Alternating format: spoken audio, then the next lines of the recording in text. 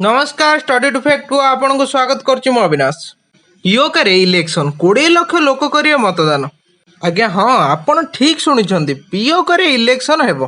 तो कौन रही या पछर तथ्य जानिबा पई वीडियो को शेष जाए देखंतु। आउ हाँ वीडियो जदि आपन को भल लागे वीडियो रे लाइक कमेंट करिया सहित वीडियो को शेयर मध्य करंतु। पाकिस्तान ऑक्युपाइड काश्मीर रे रविवार इलेक्शन हबो एवं पाखापाखि 20 लाख लोक ए इलेक्शन ले मतदान करिवे। पीओके विधानसभा 53टी सीट पर इलेक्शन हेबो जेउथिरे कि पाखापाखि 700 रु अधिक प्रार्थी मैदान ले अछंती। पीओके जहाकू कि पाकिस्तान आजाद कश्मीर कहे किंतु एक भारतीय हिसाब रे मु कहिबि जे पीओके एजाए भी भारत रे एक अविच्छेद्य अंश अटे जहाकू कि पाकिस्तान जोर करी दखल कर निछ। 1949 रे सीज फायर डिक्लेयर हेबा परे पाकिस्तान का पीओके को कब्जा कर नेथिला। जदि आम पाकिस्तान संविधान को भी देखा सेठारे भी पीओके को पाकिस्तान अंश बोली कह जाए ना। पाकिस्तानी संविधान हिसाब रे पाकिस्तान 4टी प्रोविंस अच्छी पंजाब सिंध बलूचिस्तान पख्तूनख्वा किंतु केउठी भी काश्मीर कथा उल्लेख नहीं। किंतु पाकिस्तानी संविधान आर्टिकल 257 अनुसार जेबे जम्मू काश्मीर लोके पाकिस्तान ले मिसिबा पई चाहिबे तेबे से माने तांको इच्छा रे पाकिस्तान सह मिसी पारिबे।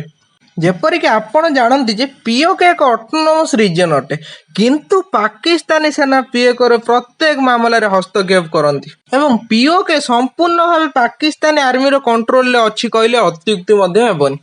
एहा छड़ा पीओके रे पाकिस्तानी सेना द्वारा अनेक गुडे उग्रवादी कैंप गठन करा जाई एठारे आतंकवादी मानकु ट्रेनिंग मध्ये दिया जाउछि जो आतंकवादी माने कि पर मुहूर्त भारत रे आतंकवाद सृष्टि करुछंती।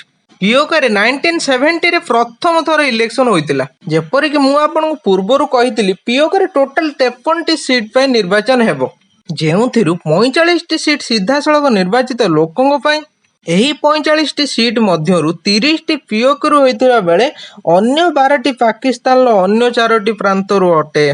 बाकी 8टी सीट पर नामांकन करा जाए जेउथिरे कि 5 जन महिला को सुजोग दिया जाय था। तन्मध्यरु जणे प्रोफेशनल अन्य जणे पीओके रु बाहर बास करथुवा व्यक्ति एवं अन्य जन को उल्ले मारू। एही विधानसभा कार्यकाल 5 वर्ष। पीओके रो इलेक्शन को पाकिस्तानी इलेक्शन ले प्रतिछवि कहले भूल हेबो नाही कारण पीओके रे जेउ पार्टी जीते ताहा इस्लामाबाद सरकार का एक अंश अटे। हरि जाइथिबा पार्टी सबु बेले एहा आरोप लगांती जे पाकिस्तानी गुइंदा विभाग जीतवा पार्टी को सपोर्ट करछि। पूर्वथर पीओके 2016 रे निर्वाचन होइतिला जेतेबेले कि नवाज शरीफ पाकिस्तान लो पीएम थिले एवं तांको पार्टी बहुत सहज रे पीओके रे बहुमत हासिल करि पारथिला। पीओके इलेक्शन पैटर्न को देखि एहा कहा जाय पारे जे एथर भी पीओके इमरान खान को पार्टी जीतवार संभावना अधिक जी कि 2018 रे पाकिस्तान लो सत्ता संभाळिथिले।